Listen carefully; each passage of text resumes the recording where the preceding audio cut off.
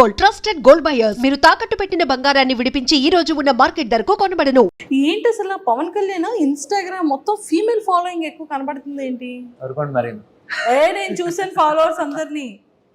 అయ్యా నాకు అంత లేదండి బాబు. రాజు గారు మీరు హ్యాండిల్ చేస్తున్నారు కదా, ఫాలోవర్స్ అందరూ అమ్మాయిలు ఎక్కువ ఉన్నారా అబ్బాయిలు ఎక్కువ ఉన్నారా? ఏం చెప్పారు? లేదు నేను నాకు ఎవరికి రాలేదు, నా వరకు అయితే ఎవరు రాలేదండి. నేను నిజంగా ఊరుకోండి, అమ్మాయిలు అందరూ ఫాలోయింగ్ ఎక్కువ అవుతుందంటే ఏంటి సంగతి? నేను చిన్నపిల్లండి మేడం, 23 కదా నాకు. ఇంకా లేదు నన్ను బతకనివ్వండి మేడం. అమ్మ బాబాయ్ ఏదో వాళ్ళ అభిమానం, సపోర్ట్ చేస్తున్నారు కదా, మనం ఎంకరేజ్ చేయాలి కదా. జస్ట్ అభిమానం అంతా బాగుంది కానీ ఏదో హోప్ పెట్టుకున్నారు. అదే అభిమానం, మీ గేమ్ మీద చాలా హోప్ పెట్టుకున్నాం, మిమ్మల్ని ఎంకరేజ్ చేస్తున్నాం కదా, సపోర్ట్ చేస్తున్నాం కదా. గేమ్ మీద ఇతని మీద గేమ్ మీదే గేమ్ మీదే గేమే. మన లిస్ట్ లో ఎవరైనా గర్ల్ ఫ్రెండ్, అబ్బాయి, మ్యారేజ్, ప్రపోజల్ ఏదో ఉంటుంది. ఏ ఆర్మీ బిఫోర్ వరకు లవ్ స్టోరీ ఉందని విన్నానే. అది ఉంటే బ్రేకప్, అది బ్రేకప్ అయింది. ఎలా? అది మొత్తం చాలా పెద్ద స్టోరీ అండి బాబు. అది పెద్ద స్టోరీ అయిందండి బాబోయ్. ఎందుకండి? అంటే స్టోరీ అంటే ఏముండదు. ఫర్ సపోజ్ ఓకే, ముందు అటు నుంచి అప్రోచ్మెంట్ అనేది అటు నుంచే జరిగింది. నేను అప్పుడు బిజీగా ఉన్నాను. ఇప్పుడు ఈ కోచింగ్, ఇప్పుడు డాడీ కోసం ఏదైతే మనం ఈ ప్రొఫెషన్లోకి అడుగు పెట్టేటప్పుడు నేను అది ఆ డెడికేషన్లో ఉన్నప్పుడు ఓకే, సమ్వాట్ నా ఫ్రెండే, చిన్నప్పుడు ఫ్రెండ్, నాకు తెలియదు, అంత పరిచయం లేదు, చిన్నప్పుడు ఫ్రెండ్ అని తెలుసు. సో అలా నార్మల్గా మాట్లాడుకోవడం జరిగింది. నార్మల్గా అలా రోజు అలవాటు పడిపోయాం, బాగా అలవాటు పడిపోయిన తర్వాత ఒక రోజు ఎక్స్ప్రెస్ చేసింది ఎలా అంటే, లేదు అవ్వదు, మనకు అంత సినిమా లేదమ్మా, నన్ను నువ్వు తట్టుకోలేవు, మా అమ్మాయి నన్ను తట్టుకోలేదు, నిన్నేం తట్టుకుంటా అని చెప్పి ఫస్ట్ అవాయిడ్ చేసేసాను నేనే. తర్వాత లేటర్ బాధ అనిపించింది, ఎందుకు ఇలా, తను మంచిదే కదా అది అని చెప్పి. అన్ఫార్చునేట్గా జరిగింది వెంటనే నేను ఇలా యాక్సెప్ట్ చేసిన వెంటనే ఇలా ఒక 1-2 monthsలో నాకు ఇలా వచ్చేయడం జరిగింది అనమాట ట్రైనింగ్.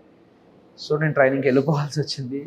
వెళ్ళిపోయిన తర్వాత కూడా బాగానే ఉంది. తర్వాత మధ్యలో ఏమైందో తెలియదు, మెసేజెస్ లేవు, కాల్స్ లేవు. సో అది కూడా ఒక నా తప్పలేండి. అంటే తప్పు అంటే నా బ్లండర్ ఏమైందంటే, నేను ఒకరోజు లీవ్కి వస్తున్నా, ట్రైనింగ్ మధ్యలో ఒకరోజు లీవ్కి వస్తుంటే, సో కలవమన్నారు, ఇలా కలవండి మా ఇంట్లో వాళ్ళని, ఇలా మా మావయ్యని కలువు అని అంటే, నేను ఓకే దాన్ని ఏమైనా కలుద్దాం ఓకే అని చెప్పి కలుద్దామని చెప్తే, ఆవిడ ఆ రోజు నేను ఫ్లైట్ నైట్ దిగితే, ఆ రోజు నైట్ టైం అయింది కదా, వద్దు బాబు అన్నారు. తర్వాత మరుసటి రోజు నాకు ప్రాక్టికల్ ఎగ్జామ్స్ ఉన్నాయి, ఆ ప్రాక్టికల్ ఎగ్జామ్స్ చూసుకొని అది కూడా 6-7 అయిపోయింది. ఇప్పుడు అక్కడ నుంచి 50 kilometers డ్రైవ్, నైట్ 9 అయిపోతుందమ్మా, రేపు మార్నింగ్ రా అంటే, ఓకే సార్, నాకు మార్నింగ్ నైట్ అదే రేపు ఆఫ్టర్నూన్ నాకు 3కి ఫ్లైట్, నేను మార్నింగ్ వచ్చి మిమ్మల్ని కలుస్తానని చెప్పి మార్నింగ్ రెడీ అవుదాం అనుకుంటే, సో అక్కడ వెదర్ నాకు ట్రబుల్ ఇచ్చింది అనమాట. అక్కడ కలకత్తాకి వెళ్ళాల్సిన ఫ్లైట్ వేరే సమ్ సోర్సెస్ వల్ల ఫ్లైట్ ప్రీపోన్ లా అయింది. సమ్ టైమింగ్ సరిగ్గా నాకు కనెక్ట్ అవ్వలేదు, సెట్ అవ్వకపోవడం వల్ల నేను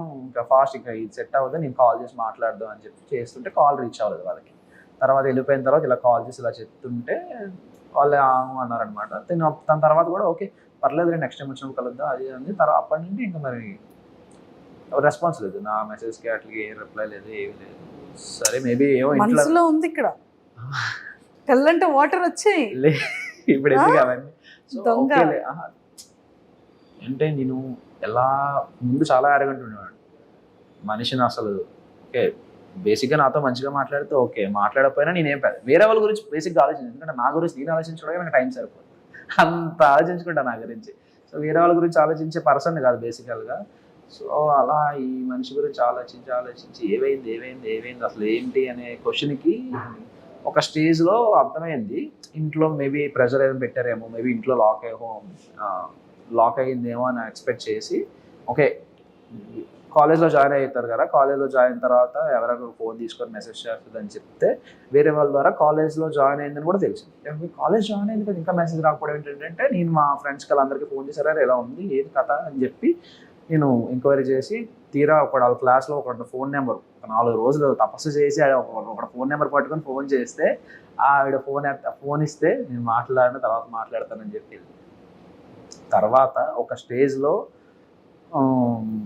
నేను ఇంటికి వెళ్ళాను, నాకు లీవ్ దొరికిన వెంటనే ఎప్పుడైతే నాకు ట్రైనింగ్ అంతా అయిపోయిందో దాదాపు ఒక 8 months తర్వాత నాకు లీవ్ దొరికింది. 8 months వరకు లేదు, 8 monthsకి లీవ్కి వెళ్ళిన తర్వాత వాళ్ళ ఇంటికి వెళ్ళాను. వాళ్ళ ఇంటికి వెళ్తే వాళ్ళ డాడీ వాళ్ళు అవ్వదు అసలు ఇంట్లో కూడా రాకు అదే చెప్పి పంపించేశారు. బయటికి పంపించేశారు. So yeah okay okay no problem అని చెప్పి నేను సైలెంట్ అయిపోయాను. తర్వాత విషయం ఏం జరిగింది, ఒక 3-4 months తర్వాత వాళ్ళ డాడీకి నేనే ఫోన్ చేశాను. ఏంటంటే అప్పుడు టైం పాస్ కోసం అని చెప్పి నా కాంపిటేటివ్ బుక్స్ అని చెప్పి తనకు పంపించేశాను. ఇలా బుక్స్ చదువుకో ఇంకా బెటర్గా ఉంటుంది, ఇంకా నువ్వు డైవర్ట్ అవ్వడానికి బాగుంటుంది అని చెప్పి, ఓకే నాకు ఎందుకైనా పనికి వస్తుంది కదా బుక్స్ అని చెప్పి నేను కాల్ చేసి ఇలా నా బుక్స్ అడుగుదా అని చెప్పి బుక్స్ కోసం ఫోన్ చేసి అతను ఏమన్నారంటే మీరు చేసేసుకోండి బాబు అది ఇది అని చెప్తే ఆవిడ నెంబర్ ఇచ్చారు. తన నెంబర్ ఇచ్చిన తర్వాత తనకు కాల్ చేస్తే నేను ఒప్పుకోను అది ఇది అని చెప్పి ఫస్ట్ 2 రోజులు తెలుసు కదా మీ అమ్మాయిలు అమ్మో బతిమాలాలి మిమ్మల్ని అంత ఎక్కడికో ఎత్తాలి, అంత ఎత్తి ఇలా కాదు అలా ఇలా జరిగింది అలా జరిగింది అంతే ఎక్స్ప్లెయిన్ చేసి నేను పడిన పెయిన్ అన్నీ ఎక్స్ప్లెయిన్ చేస్తే అప్పుడు కరిగింది. ఓకే అని చెప్పి ఒక బాగానే మాట్లాడారు. ఒక 3-4 days తర్వాత మళ్ళీ బ్లాక్ అయింది. ఎందుకు బ్లాక్ అయ్యిందా అనే క్వశ్చన్కి తర్వాత ఇంకో 3 రోజుల తర్వాత మనిషి కనబడట్లేదు. ఏమైంది మనిషి అంటే ఇంకో అఫేర్. ఇది twist, final twist, Pokiri level twist. ఇది ఎవరితోనో వేరే అబ్బాయితో ఎవరితో సంపాదన అఫేర్ ఉంది. వాళ్ళ ఇంట్లో కూడా తెలుసు, అందుకే నిన్ను ఒప్పుకున్నారు. వాళ్ళ ఇంట్లో తెలిసే కాబట్టి నేను ఒప్పేసుకున్నారు. నువ్వు బెటర్ ఉన్నావు వాళ్ళకన్నా, వాడికన్నా నువ్వు బెటర్ ఉన్నావు అని చెప్పి ఒప్పేసుకున్నారని తను వెళ్ళిపోయింది. ఎక్కడ నీకు ఏముంటుందో అని చెప్పి చాలా గట్టి దెబ్బ తగిలింది.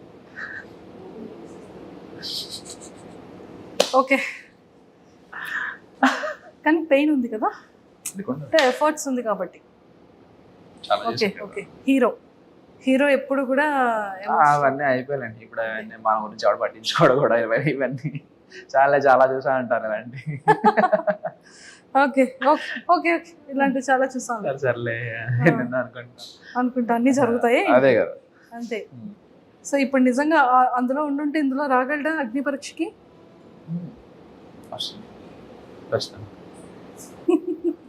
Super. Whatever past is past, కానీ ప్రెసెంట్ ఎంత బాగుంది. సో అయితే అప్లికేషన్స్, పోస్ట్ లెటర్స్, కార్డ్స్ అన్ని కూడా డైరెక్ట్గా పంపించవచ్చు. అయితే పంపించవచ్చు. ఎవరికి పంపిస్తారు చూసారా, ఇది కదా ఆన్సర్ వచ్చింది. ఎవరికి అందరికి అందరూ సెన్స్ లో ఉన్నారు కానీ మా నోడు పంపించు. నేను ఇంకా అప్లికేషన్స్ అవి ఏవేనంటే ఇంకా లీవ్ లోనేమో ఇంకేమైనా లీవ్ అప్లికేషన్స్ అలాంటివేమో అనుకుంటున్నా నేను. అంటే వాళ్ళందరికి అర్థమైంది కానీ మీకు అర్థం కాదు. నిజంగా అర్థం కాలేదు. నేను ఇన్నోసెంట్ అండి బాబు. లేదు నన్ను గుర్తు చేసుకోండి, అవి నేను ట్రైనింగ్ లో విషయాలు కాదు, ఇక్కడ నార్మల్ నా లీవ్ అప్లికేషన్ గురించి మాట్లాడుతాను. అసలు ఇందులోకి ఎలా వస్తాం మేము?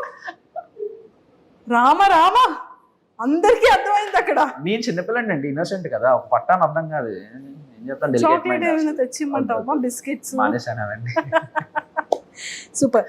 సో ఫైనల్ గా అప్లికేషన్స్ అన్నిటికీ కూడా రాజు, అప్లికేషన్స్ అన్ని కూడా లైన్ లో పెట్టమ్మా. డన్.